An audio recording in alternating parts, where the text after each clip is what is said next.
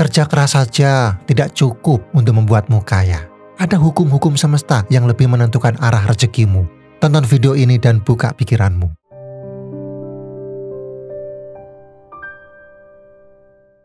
Kadang hidup terasa seperti memasukkan kunci ke pintu yang salah.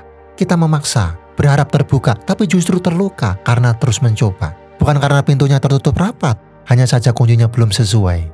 Bisa jadi rezeki itu sudah dekat, tinggal hanya menunggu kita memutar cara dengan lebih tepat.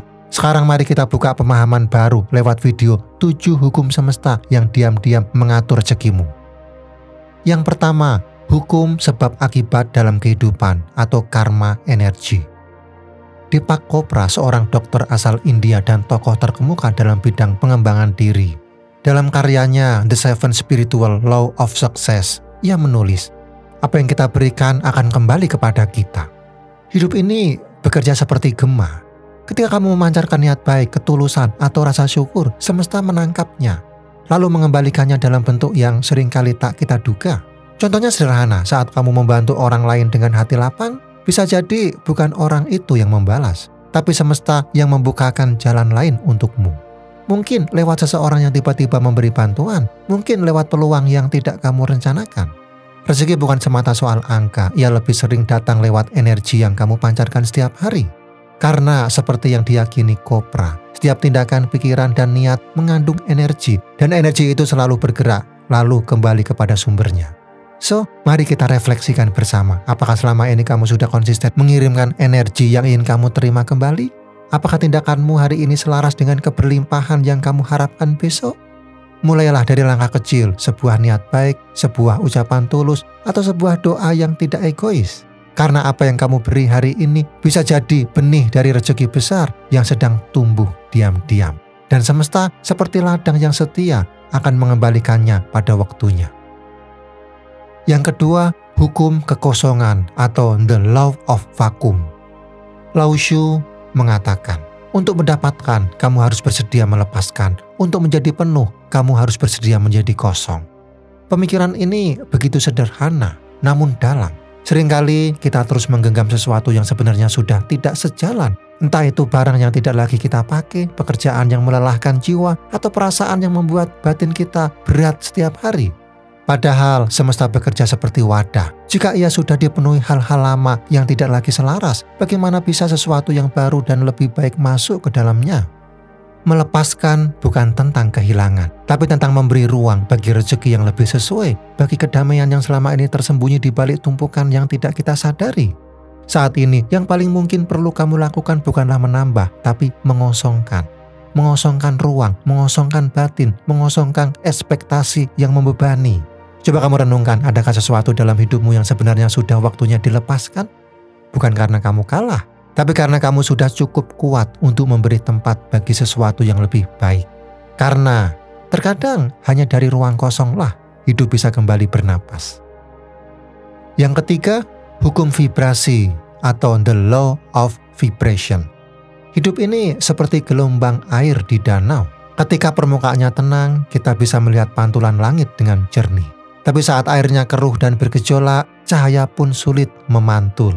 Semuanya terlihat buram, bahkan arah pun terasa hilang. Begitu pula dengan batin kita. Saat pikiran dipenuhi keluhan, rasa cemas, dan kemarahan, vibrasi dalam diri ikut berguncang. Kita sulit melihat peluang, sulit merasakan kehadiran rezeki, padahal bisa jadi ia sedang berdiri di depan mata.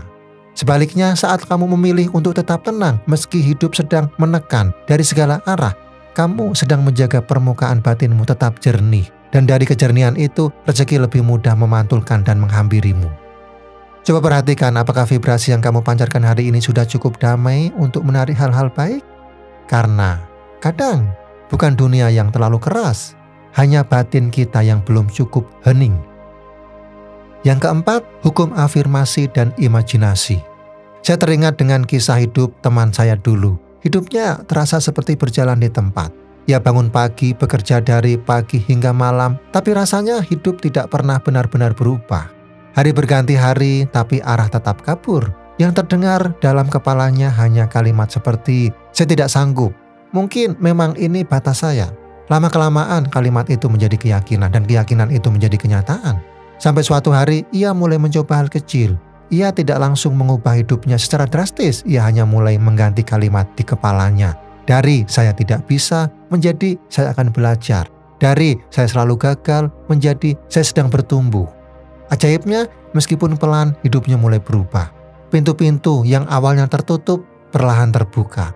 Bukan karena dunia tiba-tiba menjadi lebih mudah, tapi karena ia berhenti melawan dirinya sendiri dan mulai membayangkan dirinya yang baru. Coba kamu renungkan, apakah isi pikiranmu selama ini mendukung langkahmu atau justru melemahkannya? Karena apa yang kamu ulangi dalam pikiran akan menjadi kenyataan yang kamu jalani. Yang kelima, hukum niat dan keikhlasan. Khalil Gibran, seorang penyair dan filsuf, pernah menulis, pemberian yang paling bermakna adalah yang lahir dari hati, bukan dari kelebihan. Kalimat ini sederhana, tapi mengajarkan sesuatu yang dalam, bahwa dalam memberi, niat memang penting, tapi keikhlasanlah yang membuat segala sesuatu menjadi benar-benar bermakna. Seringkali rezeki tidak datang karena kita hebat atau memiliki banyak, tapi karena hati kita bersih saat melepaskan. Tidak berharap pujian, tidak menginginkan timbal balik, memberi dengan rasa cukup di hati meski yang kita beri tidak sebesar, jauh lebih kuat daripada memberi dengan berat hati walau jumlahnya banyak. Saya percaya apa yang kamu lepaskan dengan ikhlas justru akan kembali dalam bentuk yang lebih utuh dan tidak terduga. Kadang bukan lewat materi, tapi lewat ketenangan, hubungan yang hangat, atau pintu kecil yang membuka peluang besar. Coba renungkan, selama ini kamu memberi dengan beban atau dengan lapang hati, dengan ingin dipuji atau karena ingin berkontribusi. Karena bisa jadi rezeki yang kamu tunggu sedang menunggu satu hal, yaitu ketulusan yang benar-benar hidup dari dalam dirimu sendiri. Dan dari niat yang jernih itulah semesta akan mulai menjawab. Yang keenam, hukum keterhubungan atau interconnectedness. Hidup ini seperti jaring laba-laba yang halus namun kuat. Setiap titik saling terhubung dan satu getaran kecil di ujungnya bisa terasa sampai ke seluruh jaring. Begitu juga dengan tindakan kita. Kadang kita merasa apa yang kita lakukan terlalu kecil untuk berdampak. Padahal satu senyuman bisa menenangkan hati seseorang. Satu ucapan tulus bisa menyalakan harapan yang hampir padam. Dan satu doa dalam diam bisa jadi penuntun jalan bagi orang yang bahkan tidak kita kenal. Saya percaya tidak ada kebaikan yang sia-sia.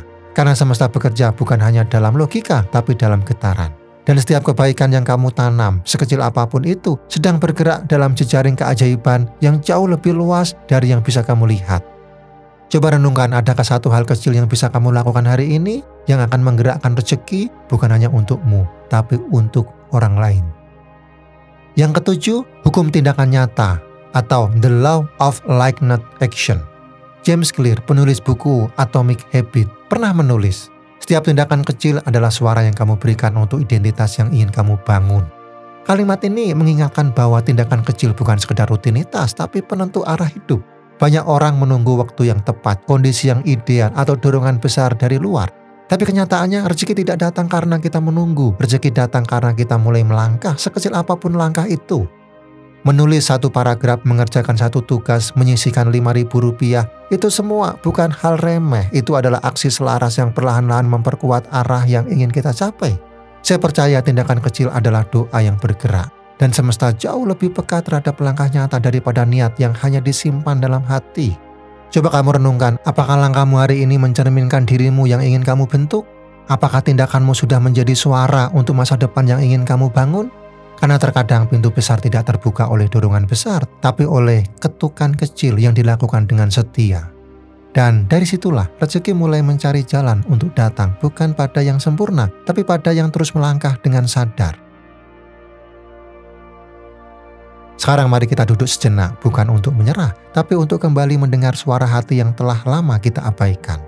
Kadang kita terlalu sibuk mengejar rezeki yang belum terlihat, sampai lupa menyadari bahwa ia sudah lama berdiri di dekat kita, menunggu kita menyadari arah yang selaras. Saya teringat satu kutipan yang sangat menyentuh. Apa yang selaras akan mengalir, apa yang dipaksa akan menjauh. Hari ini coba tanyakan perlahan pada dirimu sendiri. Sudahkah langkahmu seirama dengan hukum kehidupan yang tenang dan teratur? Atau selama ini kamu justru memaksa hidup pada keinginanmu tanpa memberi ruang bagi kebijaksanaan semesta bekerja? Rezeki bukan sekedar hasil dari kerja tanpa henti. Ia adalah pencarian dari hati yang tenang, langkah yang jujur, dan sikap yang selaras dengan alam. Saat ini yang kita butuhkan bukan tenaga yang lebih besar, tapi kesadaran yang lebih dalam. Untuk kamu yang hari ini sedang merasa letih, percayalah bahwa hidupmu sedang membawamu ke arah yang benar. Asal kamu cukup berani untuk mendengarkan dan mempercayai alurnya. Jangan padam, jangan berhenti. Karena saat kamu kembali selaras, hidup akan kembali memberi.